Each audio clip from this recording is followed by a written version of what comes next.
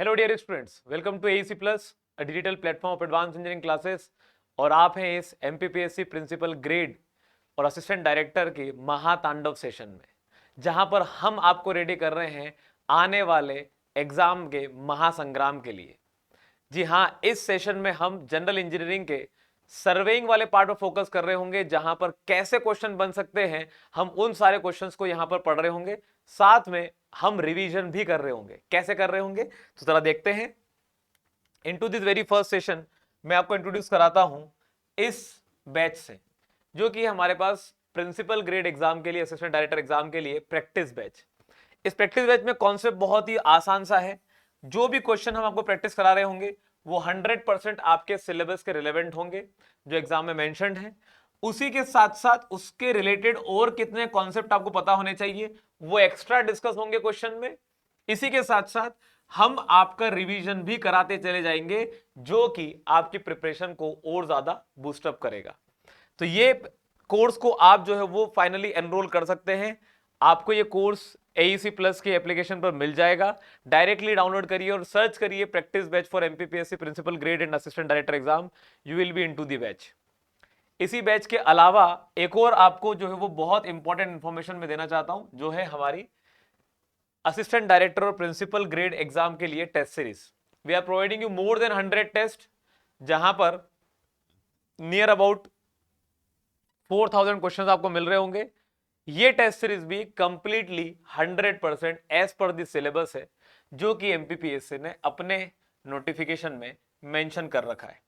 This is also again available on the AEC plus app. आप इसमें enrol कर सकते हैं एंड अपने प्रिपरेशन का लेवल चेक कर सकते हैं। The questions are completely relevant to the syllabus that is being mentioned in the exam. चलिए तो स्टार्ट करते हैं पहले क्वेश्चन के साथ। Match list one with the list two. List one को लिस्ट टू के साथ मैच करना है। पूछा जा रहा है कि लिस्ट वन में आपके पास करेक्शंस बताए गए हैं और उनके नाम बताए गए हैं। Select the correct answer where the letters have their usual meaning. तो देखो, मैं आपको पहले तो जो है वो बहुत ही बेसिक सी कंडीशन बता देता हूं कि जब भी हम चेन सर्वे करते हैं तो चेन सर्वे करते वक्त हमारे जो मेजरमेंट्स होते हैं, इन मेजरमेंट्स में एरर्स आने के चांसेस होते हैं और इन्हीं एरर्स के लिए हमें करेक्शन लगाने की जरूरत पड़ती है। हमें करेक्शन लगाने की जरूरत पड़ती है। तो करेक्शन कई तरह के होते हैं। करेक्शन ड्यू टू स्टैंडर्डाइजेशन होता है कि अगर चेन आपकी बनी ही गलत है तो आपका जो भी मेजरमेंट होता है उस मेजरमेंट में आप करेक्शन लगा सकते हो, and that correction, that corrected value, then corrected measurement comes out to be equal to L dash by L into small l dash, where small l dash refers to the measured value, capital L और capital L dash refers to the change in the length of the chain और tape। मतलब कि हमारे पास ये वाला जो standardisation है या फिर ये जो करेक्शन है, ये प्लस और माइनस कुछ भी हो सकता है। वहीं पर if you talk about correction due to temperature, तो this correction due to temperature is referred as L alpha Tm minus T naught के बराबर, वेयर Tm एंड Tr क्या होता है हमारे पास, ये मेजर्ड टेम्परेचर या फिर टेम्परेचर ड्यूरिंग द मेजरमेंट, और ये होता है हमारे पास temperature during the calibration. L is the length of the chain or tape और alpha is the coefficient of thermal expansion। ये वाला करेक्शन भी पॉजिटिव या नेगेटिव दोनों हो सकता है। वहीं पर if you talk about correction, तो करेक्शन ड्यू टू पुल की बात कर लेते हैं। Correction due to pull comes out to be आपके पास Pm minus P naught, Pm minus P naught into L upon A के बराबर होता है, जहां पर Pm होता है मेजर्ड या फिर pull during measurement, pull during calibration, length of the chain और the tape, area of cross section of the chain और द टेप, और यंग मॉडुलस ऑफ इलास्टिसिटी। तो ये भी हमारे पास जो है वो करेक्शन पॉजिटिव या नेगेटिव निकल कर आता है। If you talk about the another correction that we have, तो अगला करेक्शन है हमारे पास पुल के बाद हम बात कर लेते हैं करेक्शन ड्यू टू सैग। तो सैग करेक्शन हमारे पास होता है that is equal to W square L upon 24 PM का स्क्वायर, जहां पर W होता है complete weight of the chain और the tape, length of the chain of the tape, और पुल ड्यूरिंग द मेजरमेंट। अगर इसी में हमारे पास हम हमारी चेन या टेप को बीच में सपोर्ट दे देते हैं, कैटनरी इफेक्ट क्रिएट कर देते हैं, तो कितने नंबर ऑफ बेस में अगर हमने इसे कन्वर्ट कर दिया तो ये बनता है हमारे पास W square L cube upon N square 24 PM का square, where N is the number of base that are being provided। यहाँ पर कैपिटल एल है, यहाँ पर स्मॉल एल है। कैपिटल होता है total weight of the chain of the tape, और ये होता है हमारे पास weight per unit length of the chain of the tape. तो ये जो करेक्शन होता है इज ऑलवेज हमारे पास नेगेटिव करेक्शन होता है। क्यों? क्योंकि यहाँ पर मेजर्ड वैल्यू हमेशा ज्यादा निकल कर आती है। तो error is always positive, correction हमेशा क्या आएगा? नेगेटिव आएगा। फिफ्थ बात करते हैं, करेक्शन ड्यू टू स्लोप। तो स्लोप की वजह से जो करेक्शन रिक्वायर्ड होता है that is equal to minus H square by 2l dash के बराबर, where H is the level in the difference जो हमने मेजर किया है स्लोप पे, और एल डैश हमारे पास वो रॉन्ग लेंथ मेजरमेंट जो हमने किया है। और स्लोप पर मेजर किए जाने वाला डिस्टेंस भी हमेशा ज्यादा ही होता है, तो करेक्शन हमेशा क्या होगा? नेगेटिव होगा। ये बात ध्यान रखिएगा। इसके अलावा हमारे पास और क्या करेक्शन हो सकता है? तो another correction that we have is sixth correction, that is the correction due to mean sea level, that is equal to minus H L by R के बराबर, where L is the measured length at the mean sea level, और H है हमारे पास हमने कितनी अलग elevation पर मीन सी लेवल से मेजरमेंट किया, R is the radius of the earth. तो ये हमारे पास जो है वो करेक्शन जनरली नेगेटिव के फॉर्म में निकल कर आता है। अब यहां से आपसे पूछ लिया गया है, बताइए कौन कौन सी वैल्यू कैसे कैसे रिलेटेड है। तो L alpha T M minus T, मतलब L alpha T M minus T naught, तो ये हमारे पास ये वाली वैल्यू तो बिल्कुल सही है, करेक्टली मैच्ड है। ठीक है, पूछा गया है आपके पास पुल करेक्शन, तो P M minus P naught into L upon A, ये भी प्लस माइनस है हमारे पास, तो ये भी हमारे पास सही तरीके से जो है वो यहाँ पर मैच कराया जा सकता है। तो this is the correct match. हमारे पास पूछा गया है सेक करेक्शन क्या होगा, तो W square L upon 24 PM का स्क्वायर, तो ये हमारे पास वैल्यू, ये वाली भी वैल्यू यहाँ पर कंप्लीटली इसके साथ मैच करती है, तो ये आंसर हो जाएगा इसका। फिर बचा है मीन सी लेवल, तो माइनस हमारे पास minus H L by R, 1 minus पूछा गया, तो वो हमारे पास जो है वो करेक्शन है, मतलब कि बहुत छोटी सी वैल्यू जो मैंने यहाँ पर निग्लेक्ट कर रखी है। तो ये हमारे पास जो है वो इन जनरल फॉर्मूला है, हमने जो पढ़ा है वो हमारे पास ज्यादा रिफाइंड फॉर्मूला है, तो ये हमारे पास बन जाता है ये वाला करेक्शन। तो आंसर क्या हो जाएगा? 4132 करेक्ट आंसर ए निकल कर आ जाएगा। A is going to be the correct answer. चलिए आगे बात करते हैं। अगला क्वेश्चन है हमारे पास, consider the following equipments, which of the following equipments can be employed for measurement of horizontal distances. इनमें से कौन सा हमारे पास ऐसा इक्विपमेंट है जो हॉरिजॉन्टल डिस्टेंसेस मेजरमेंट करने में काम आता है। तो देखो जरा ध्यान समझना, ये सारे डिवाइसेस हमारे पास जो है वो सारे के सारे हॉरिजॉन्टल डिस्टेंस मेजर करते हैं, हॉरिजॉन्टल डिस्टेंस मेजर करते हैं, और सभी के अंदर हमारे पास ओडोमीटर बात कर लो, पेसोमीटर बात कर लो, पेरम्बुलेटर बात कर लो। पेसोमीटर के अंदर हम basically number of steps count करते हैं, ओडोमीटर और पेरम्बुलेटर के अंदर हम जो है वो हमारे व्हील के मूवमेंट से पता करते हैं कि कितना डिस्टेंस ट्रेवल कर चुके होंगे। और हमारे पास टेक्योमीटर एक ज्यादा एडवांस इंस्ट्रूमेंट है, हम इसका तब इस्तेमाल करते हैं जब हमारे पास अंडुलेटिंग ग्राउंड हो, अंडुलेटिंग ग्राउंड हो हमारे पास, वहां पर हम हॉरिजॉन्टल डिस्टेंस का मेजरमेंट करते हैं। पहली चीज ये हो गई।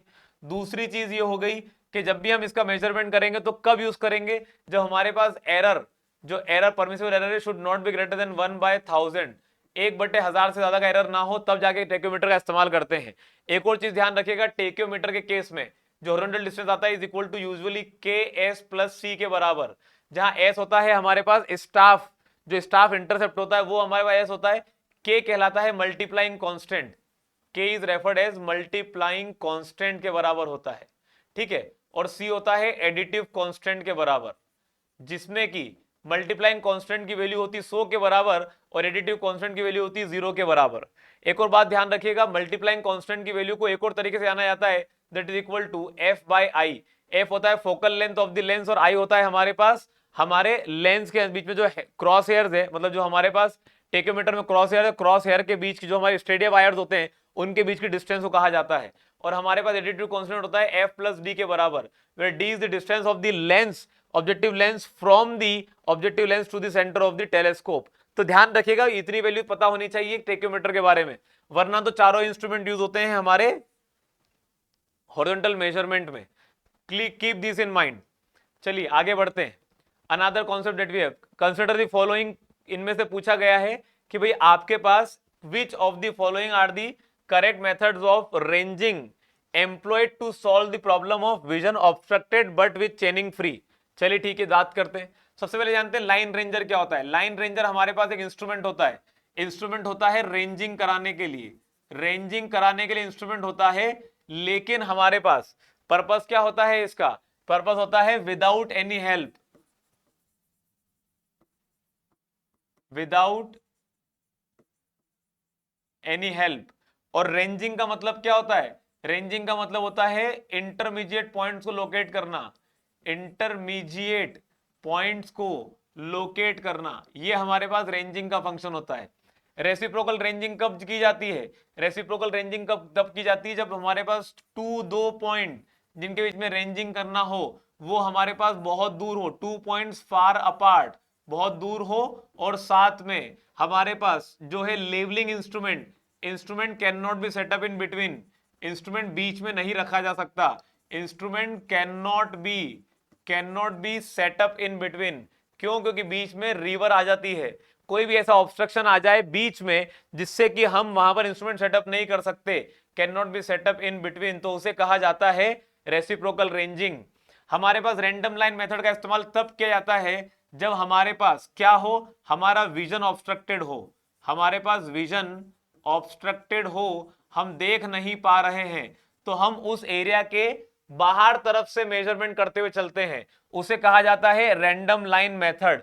तो विजन ऑब्स्ट्रक्टेड हो लेकिन उन दो पॉइंट के बीच में, but चेनिंग is possible, but चेनिंग is possible, तो ऐसे केस में हम जो है वो क्या करते हैं, हमारा रैंडम लाइन मेथड से सॉल्व करते हैं प्रॉब्लम को।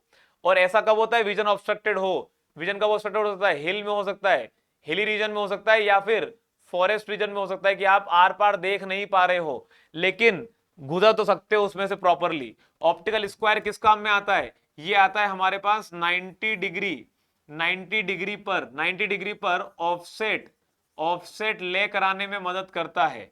ठीक है, बात ध्यान रखिएगा। तो पूछा गया है इनमें से कौन है जो आपके पास विजन ऑब्स्ट्रक्टेड और चेनिंग फ्री के केस में यूज होगा, कौन होगा, सिर्फ रैंडम लाइन मेथड।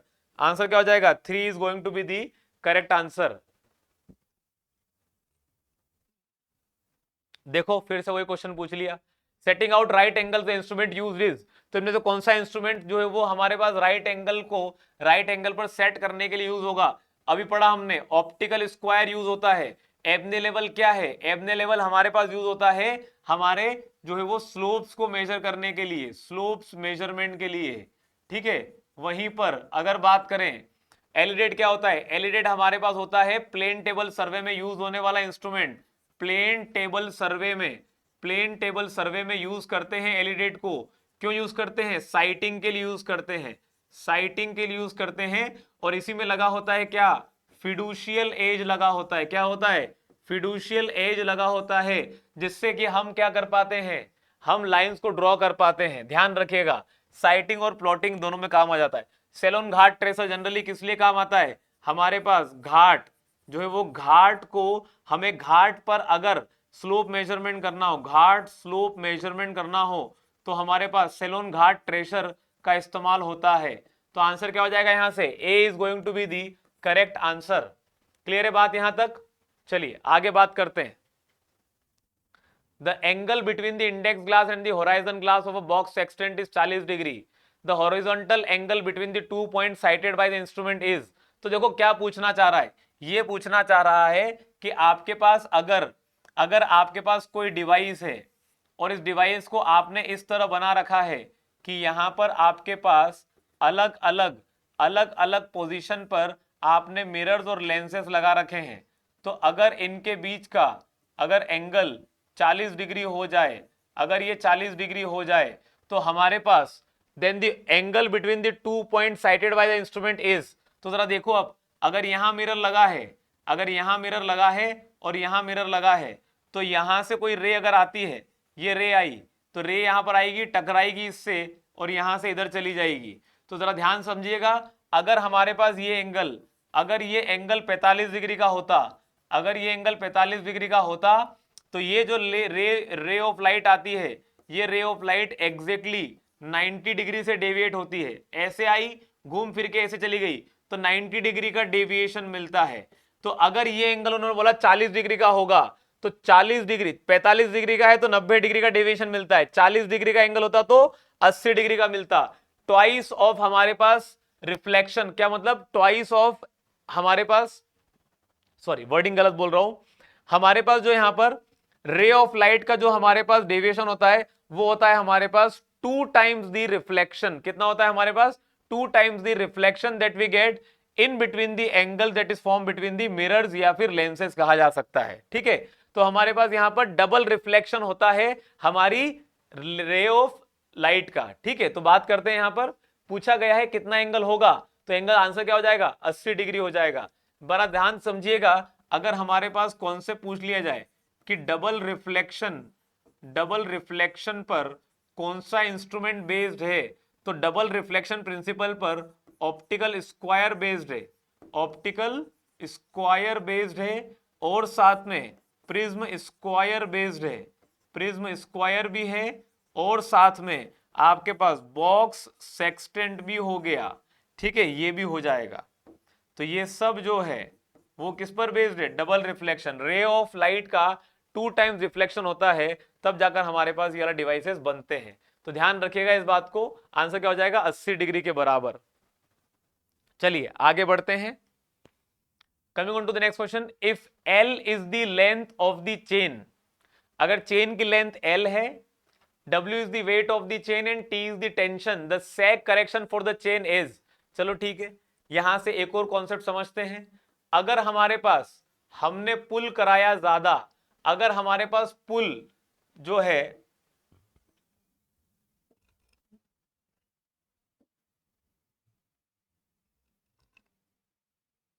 चलो ठीक है, अगर हमारे पास जो पुल ड्यूरिंग मेजरमेंट है, अगर वो कैलिब्रेशन पुल से ज्यादा हो जाए, तो इसका मतलब हमारा जो सी पुल है वो पॉजिटिव आ जाएगा, वो सी पुल जो है वो पॉजिटिव आ जाएगा। ये हम लोगों ने पढ़ा। दूसरा, अगर मैं बात करूं, अगर हमारे पास चेन जो है वो सैग कर जाए, चेन अगर सैग कर जाए ड्यूरिंग द मेजरमेंट, तो जो हमारा सी सैग होता है वो हमारे पास नेगेटिव होता है। तो इसका मतलब ये कि हमें हमारी चेन सैग तो हमेशा करेगी, 2 पॉइंट के बीच में रस्सी हमेशा सैग करती है, तो इस सैग को खत्म करने के लिए पुल ज्यादा अप्लाई करना पड़ता है, और सैग को खत्म करने के लिए पुल जब ज्यादा अप्लाई करना पड़ता है, तो वो सैग को बैलेंस करने के लिए कितना एक्स्ट्रा पुल लगाया जाए जिससे कि सैग का नेगेटिव करेक्शन पुल के पॉजिटिव करेक्शन को न्यूट्रलाइज कर दे, उसे कहा जाता है नॉर्मल टेंशन। क्या कहा जाता है उसे? नॉर्मल टेंशन कहा जाता है।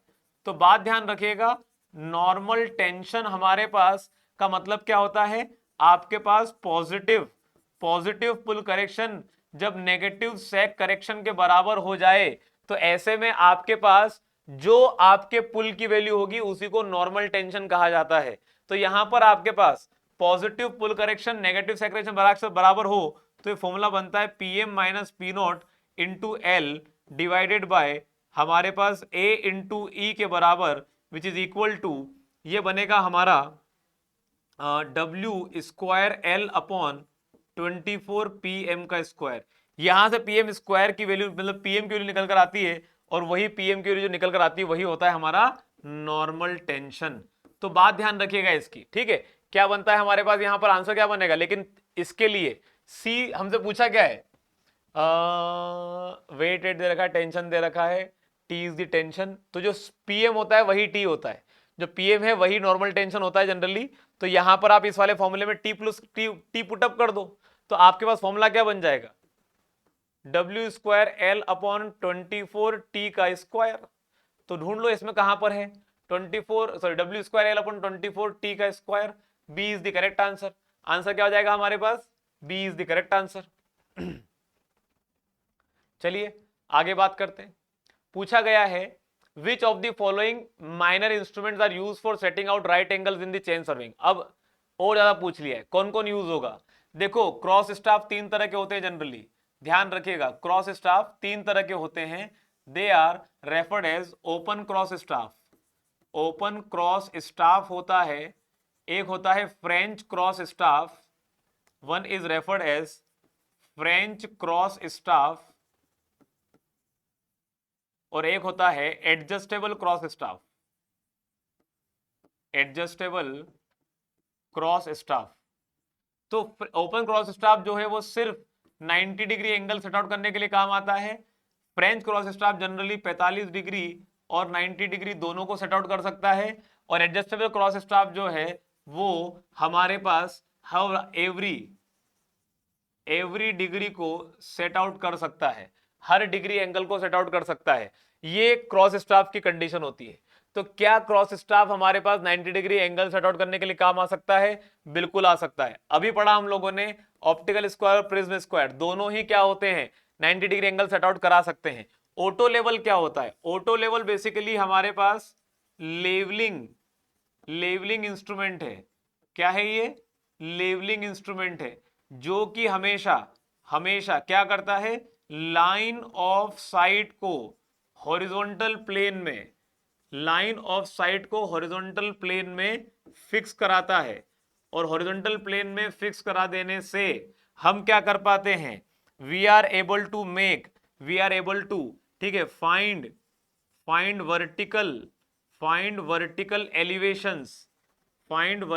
Elevations of the points. ये काम कौन कराता है? लेवलिंग में करा पाते हैं। तो आंसर क्या हो जाएगा यहां पर? 1, 2 एंड 3 कहां है? सी इज द करेक्ट आंसर।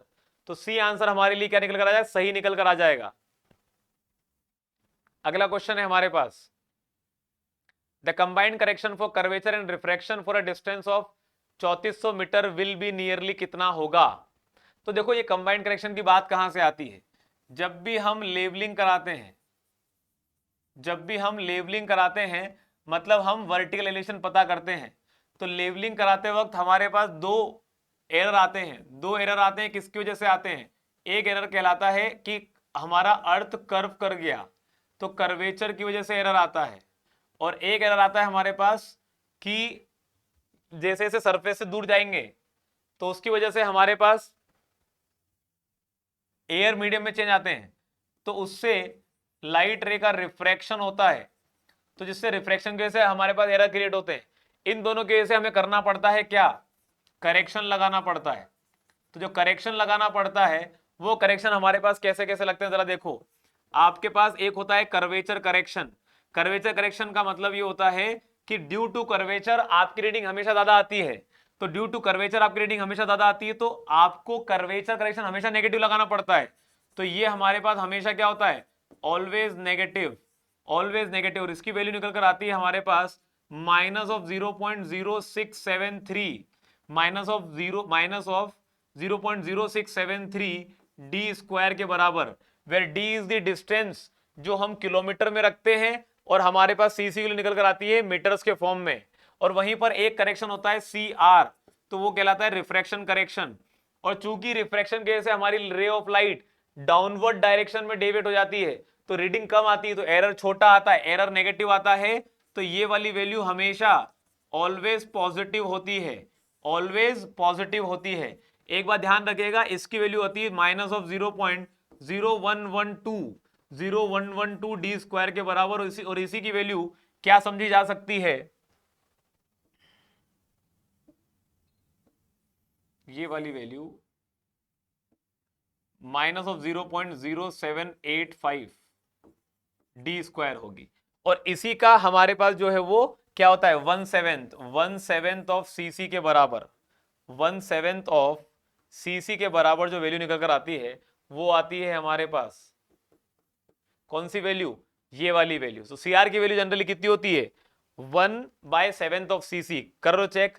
जैसे कि मान लो 0.0785 डिवाइडेड बाय 7 करेंगे तो आंसर आएगा प्लस 0.0112 के बराबर। तो वैल्यू तो ये है सीसी की, और इसी का मैग्नीट्यूड से अगर 7 का डिवाइड करेंगे, ठीक है, तो हमारे पास जो है वो क्या बनेगा? हमारे सीआर की वैल्यू बनेगी। लेकिन सीआर की वैल्यू पॉजिटिव होती है हमेशा, ये वैल्यू हमेशा नेगेटिव होती है। ध्यान रखिएगा इस बात का। अगर आपने निकाला कंबाइंड करेक्शन, क्या निकाला? कंबाइंड करेक्शन, तो इसका नेगेशन और इसका प्लस, तो प्लस माइनस दोनों मिलके माइनस बनता है। ये हमेशा कैसा बनेगा? Always negative. और वैल्यू आती है -0.0673 डी स्क्वायर के बराबर। तो ध्यान रखिएगा, आपसे क्या पूछा गया है? The combined correction for curvature and refraction for a distance of 3400 metre will be, तो कुछ भी नहीं करना है, अब यहां पर वैल्यू पुटअप कर दो, तो minus of 0.0673 into D square, तो डी कितना है 3400 मीटर, तो कितना हो जाएगा 3.4 किलोमीटर का स्क्वायर, मतलब किलोमीटर में पुटअप करेंगे तो आंसर डायरेक्टली मीटर में आएगा। तो चलो ठीक है, इसको सॉल्व कर लेते हैं, कितना आ जाएगा, this would come out to be as 3.4 का स्क्वायर इंटू 0.0673, तो बनेगा 0.77 के बराबर, मतलब माइनस ऑफ 0.078 मीटर के बराबर आंसर आएगा। तो हमारे पास यहां पर ये वैल्यू इतनी ज्यादा वेरिएशन क्यों कर रही है, 0.0, अच्छा मैंने गलत लिख दिया है, वही मैं सोचूं जीरो इतना ज्यादा वेरी कैसे कर रहा है, आंसर आएगा माइनस ऑफ 0.778, तो 78 लिख लेते हैं, 0.78 मीटर आंसर आना चाहिए, तो 0.78 मीटर से मतलब नेगेशन तो इन्होंने दिखाया नहीं है, और आंसर जो है वो 0.78 मतलब 0.8 मीटर लगाया जा सकता है आंसर, तो आंसर क्या निकल कर आएगा, D would be the correct answer, D answer हमारे लिए क्या बन जाएगा, करेक्ट आंसर बन जाएगा। चलिए ठीक है, आगे बढ़ते हैं। तो हमारे पास अगला क्वेश्चन है, match list 1 with list 2, list 1 में है टाइप ऑफ सर्वे और लिस्ट 2 में है purpose, and select the correct answer using the codes given below. तो देखो 4 तरह के सर्वे दिए गए हैं, और ये चारों ही सर्वे जो है वो हमारे पास किस पर बेस्ड है, based on the purpose of सर्वे। ये जो हमारे पास चारों के चारों है सर्वे, ये पर्पस पे बेस्ड है, किस पे बेस्ड है, पर्पस पे बेस्ड है। पर्पस क्या है हमारा, तो टोपोग्राफिकल सर्वे तब करते हैं जब हमें एरिया की टोपोग्राफिक स्टडी करनी पड़ती है। एरिया की टोपोग्राफिक स्टडी में हम क्या क्या देखते हैं, कहाँ नदी है, कहाँ पहाड़ है, कहाँ जंगल है, कहाँ पर हमारे पास अलग अलग रिसोर्सेज है। तो देखो यहाँ पर कहीं लिखा है क्या, ऐसा हमारे पास लिखा हुआ है to determine natural features of a country, तो to determine natural features of a country, A के लिए क्या हो जाएगा हमारे पास आंसर, ए के लिए हो जाएगा 3, ठीक है। फिर हमारे पास रिकोनेसांस सर्वे, रिकोनेसांस सर्वे का मतलब ये होता है कि किसी भी सर्वे का जो हमारे पास इनिशियल स्टेज होता है जिसमें कि हम बहुत ऊपरी ऊपरी लेवल पर सर्वे कर रहे होते हैं, उसी को कहा जाता है रिकोनेसांस सर्वे। तो देखो आपके पास क्या बन रहा है यहां पर ऑप्शन, टू फाइंड रिलिक्स और एंटिक्विटी नहीं, to determine boundary of field houses etcetera हमारे पास नहीं, to determine possibility and rough cost of the surveying system to be adopted, बिल्कुल सही है। हम जो है वो ऊपरी ऊपरी लेवल पर सर्वे करके देखते हैं कि भाई फिजिबिलिटी बनेगी या नहीं बनेगी, तो बी का ऑप्शन क्या हो जाएगा, बी वुड बी 4th। हमारे पास सी का क्या हो जाएगा और डी का क्या हो जाएगा।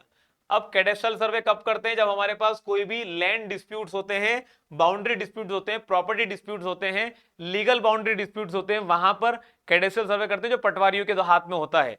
तो to determine boundaries of fields और हाउसेज एक्सेट्रा, तो सी का आंसर क्या हो जाएगा, सी का आंसर हो जाएगा 1 के बराबर, तो सी का आंसर हो गया 1 के बराबर।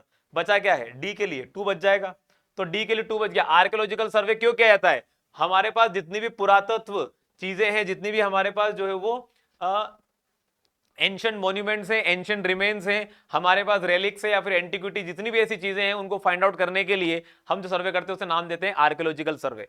सभी के अंदर पर्पस अलग हो गया, इसलिए पर्पस के बेसिस पर 4 अलग अलग नाम पड़ जाते हैं। हमारे पास करेक्ट ऑर्डर क्या बन जाएगा, A3 B4 C1 D2 के बराबर। क्लियर है बात इतनी, चलिए ठीक है। Coming on to the next point that we have, अगला क्वेश्चन है हमारे पास, which one of the following conditions required geodetic surveying.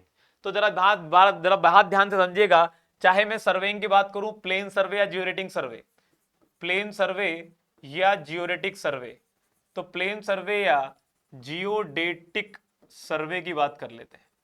दोनों सर्वे अलग अलग होते हैं आपस में एक दूसरे से। प्लेन सर्वे और जियोरेटिक सर्वे का क्लासिफिकेशन कब किया जाता है, जब हमें एक्सटेंट ऑफ एरिया की बात करनी हो, कि एक्सटेंट ऑफ एरिया ऑफ सर्वे कितना रखना है, उसके वजह से सर्वे को प्लेन सर्वे या जियोरेटिक सर्वे कहा जाता है। ये किस लिए करा जाता है, ये स्मॉल एरियाज के लिए किया जाता है, और ये हमारे पास बिग एरियाज के लिए किया जाता है। जरा बात ध्यान समझिएगा, जब भी हम छोटे एरियाज के लिए करते हैं तो अर्ध कर्वेचर को इंक्लूड नहीं करते, तो नो कर्वेचर, तो नो कर्वेचर, कर्वेचर अर्थ का इंक्लूड नहीं करते, और यहां पर कर्वेचर को, यहां पर अर्ध कर्वेचर को लेके चलना पड़ता है, क्योंकि सर्वे का एरिया इतना बड़ा है कि उतने बड़े एरिया में पृथ्वी हमारे पास जो है वो थोड़ी सी कर्व्ड मिलती है, तो कर्वेचर को यहां पर इंक्लूड किया जाता है। जब भी मेजरमेंट यहां पर करेंगे सारे हमारे पास स्ट्रेट लाइन मेजरमेंट होंगे, क्या होंगे, स्ट्रेट लाइन मेजरमेंट होंगे, और यहां पर आपके पास जो है वो कर्वी लीनियर मेजरमेंट्स होंगे, कर्वी लीनियर मेजरमेंट्स होंगे। जब भी यहां से हम एरिया मेजरमेंट करने जाएंगे प्लेन सर्वे में, तो प्लेन सर्वे में एरिया मेजरमेंट करते जो सबसे क्लोज, जो सबसे ज्यादा सिंपल फिगर बनता है वो बनता है ट्राइंगल। तो यहां पर बनता है हमारे पास प्लेन ट्राइंगल। क्या बनता है? प्लेन ट्राइंगल बनता है। और एंगल्स क्या बनेंगे? प्लेन एंगल्स बनेंगे, उनके बीच में बनने वाले प्लेन एंगल्स बनेंगे। यहां बनता है स्फेरिकल ट्राइंगल। क्या बनता है? स्फेरिकल ट्राइंगल बनता है। और स्फेरिकल ट्राइंगल के साथ जो हमारे पास एंगल्स होंगे वो क्या कहलाएंगे? स्फेरिकल एंगल कहलाएंगे। क्या कहलाएंगे? स्फेरिकल एंगल कहलाएंगे। यहां पर बात ध्यान रखी जाती है कि अगर हमारे पास area of extend 195.5 kilometre square से छोटा हो तो हम प्लेन सर्वे करते हैं, और अगर हमारे पास area of consideration 195.5 kilometre square से ज्यादा हो तो हम ज्योरेटिक सर्वे करते हैं। जब भी एरिया इससे ज्यादा हो जाएगा, जब भी एरिया इससे ज्यादा हो जाएगा तो हमारे पास हमारा जो ट्राइंगल है प्लेन ट्राइंगल वो स्फेरिकल ट्राइंगल में कन्वर्ट हो जाएगा, प्लेन एंगल स्फेरिकल एंगल बन जाएंगे। तो जो हमारे पास एंगल्स होते हैं, स्फेरिकल एंगल की बात करूं, alpha dash plus beta dash plus gamma dash, अगर इन तीनों का सम करेंगे और अगर मान लो हमने alpha plus beta plus gamma का सम किया तो इनके समेशन में जो डिफरेंस आता है वो आता है हमारे पास 1 सेकंड का। कितने का आता है? 1 सेकंड का। अगर 1 सेकंड का डिफरेंस है तो एरिया हमारे पास जो है वो कितना हो चुका होगा? 195.5 किलोमीटर स्क्वायर के बराबर हो चुका होगा। ध्यान रखिएगा, अगर अर्थ पे कोई भी मेजरमेंट करते हैं तो हमारे पास 12 किलोमीटर के कॉर्ड में, 12 किलोमीटर कॉर्ड डिस्टेंस में अगर उसके आर्क के लेंथ की बात करेंगे तो आर्क की लेंथ हमेशा हमारे पास 1 सेंटीमीटर ज्यादा निकल कर आएगी, 12 किलोमीटर से ज्यादा। अब यहां से पूछा गया है इनमें से कौन से सर्वे में ज्योरेटिक सर्वे करेंगे, तो बड़ा सर्वे कौन सा होता है? Survey of a country. किसी भी कंट्री का सर्वे करने जा रहे हैं तो लार्ज एरिया है हमारे पास, तो यहां पर हम जो है वो इसकी बात करेंगे। रिकॉनेसांस सर्वे, रिकॉनेसांस सर्वे हमारे पास सिर्फ क्या होता है? फिजिबिलिटी चेक करने के लिए होता है। किसके लिए होता है? फिजिबिलिटी चेक करने के लिए होता है कि ये वाला सर्वे या फिर ये वाला रूट सही होगा नहीं होगा। वर्टिकल कर्व रेंजिंग या हॉरिजॉन्टल कर्व रेंजिंग ये सिर्फ हमारे पास जो है वो छोटे मोटे कर्वेचर के लिए होता है। तो ज्यादा बड़ा है, ज्यादा बड़ा हमारे पास कैलकुलेशन नहीं है। ये वाला कर्व अलग है, ये हमारे पास कर्व जो हम देना चाहते हैं। और ये वाला कर्व कौन सा है जिसकी मैं बात कर रहा हूं यहां पर कर्वेचर की? ये अर्थ का सरफेस कर्व हो चुका है। तो दोनों में डिफरेंस है। आंसर क्या हो जाएगा? C is going to be the correct answer. Clear है बात यहां तक? चलिए, तो ये था हमारा आज का सेशन। अब ये बात जान लीजिए, ऐसे ही हमारे पास प्रैक्टिस सेशन हमारे प्रिंसिपल ग्रेड और असिस्टेंट डायरेक्टर एग्जाम के लिए जो हमने प्रैक्टिस बैच बनाया है उसमें सारे ही सब्जेक्ट के सारे ही टॉपिक के ऊपर ऐसे ही सेशंस लिए जा रहे हैं with so many number of questions, जो कि आपका पूरा का पूरा सब्जेक्ट जो है वो रिवाइज करा देगा, कॉन्सेप्ट जो है वो स्ट्रॉन्ग करा देगा और क्वेश्चंस भी साथ में प्रैक्टिस हो जाएंगे। So just go for this practice batch और आपका प्रिपरेशन जो है वो और ज्यादा बूस्टअप हो जाएगा। चलिए, and do enrol for the test series अगर आप अपनी प्रिपरेशन को बेहतर रखना चाहते हैं तो। चलिए ठीक है, लक्ष्य बैच के लिए भी आप एनरोल कर सकते हैं। अगर आपका कोई भी पुराना कोई भी बैच आपका जो है वो कोई भी आपका सब्जेक्ट जो बचा हुआ है आप उसको इस बैच के थ्रू पढ़ सकते हैं। An additional discount will be applicable when you go for the enrolment.